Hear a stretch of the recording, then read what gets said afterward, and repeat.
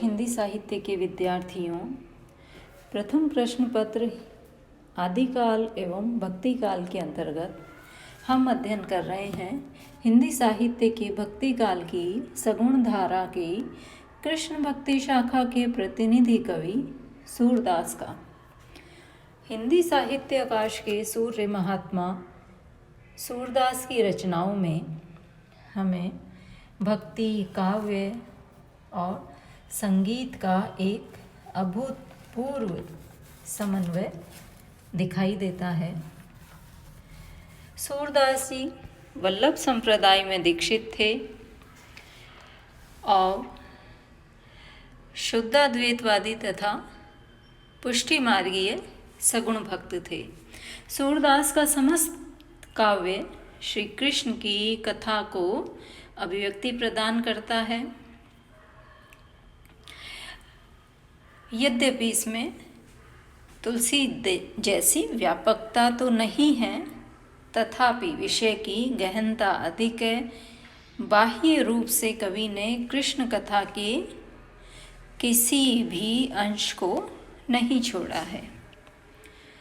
आपके पाठ्यक्रम में सूर सागर सार के संकलित अंश हैं। प्रथम पद इस प्रकार है।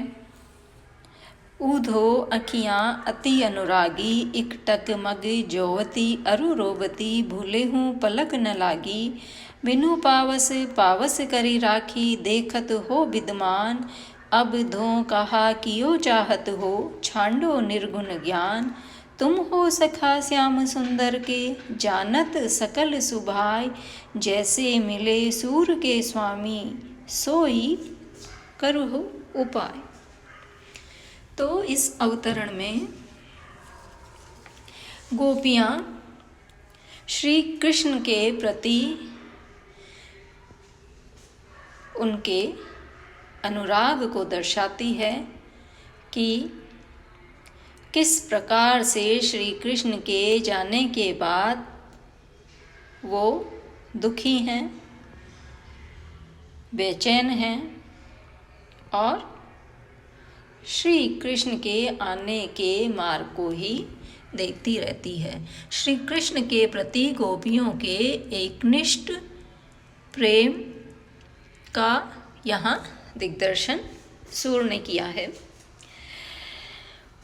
ऊधो अखियाँ अति अनुरागी, इकटक मग जोवती अरु रोवती, भूले हूँ पलक न लागी। गोपियाँ उद्धव से कहती हैं कि हे उद्धव, अखियाँ अति अनुरागी अर्थात हमारी जो आँखें हैं वो अनुराग से भरी हुई है, अनुराग से पगी हुई हैं। इकटक मगजोवती, हमारी आँखें एकटक श्री कृष्ण के आने का जो मार्ग है वो जोहती रहती है, अरुरोवती और रोती रहती है। अर्थात जब से श्री कृष्ण ब्रज से मथुरा गए हैं तभी से ही ये आँखें अश्रु बहा रही हैं और श्री कृष्ण जिस मार्ग से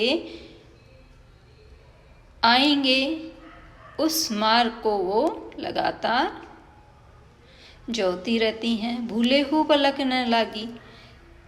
गोपियाँ उद्धव से कह रही हैं कि भूल कर भी ये आँखें पलक नहीं लगाती हैं।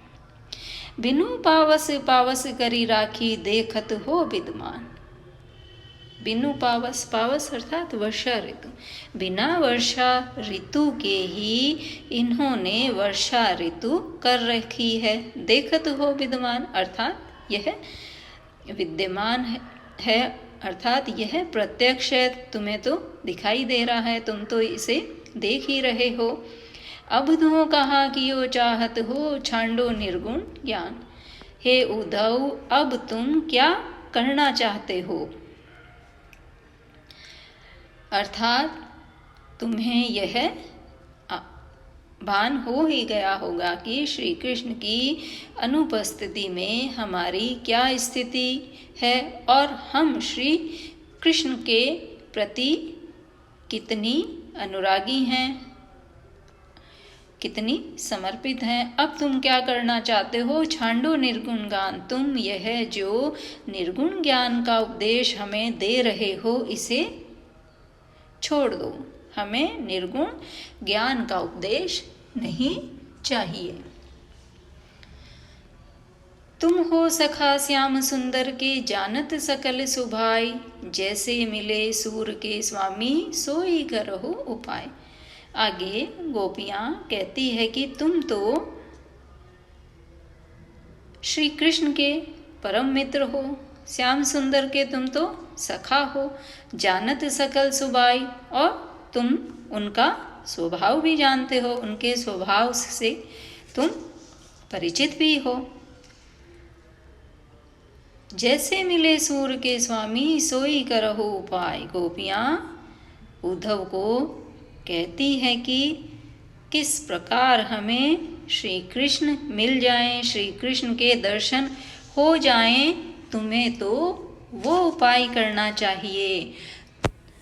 अर्थात हे उद्धव, हमें योग और निर्गुण ब्रह्म उपदेश देने के बजाय तुम्हें यह उपाय करना चाहिए कि हम श्री कृष्ण से कैसे मिल पाएं, श्री कृष्ण से साक्षात्कार हमारा कैसे हो। तुम्हें तो इस हेतु प्रयास करना चाहिए। तो इस प्रकार इस पद में गोपियों के मार्मिक उद्गार सूर ने सुंदर ढंग से व्यक्त किए हैं। पद में अनुप्रास, यमक और विभावना अलंकार प्रयुक्त हुआ है।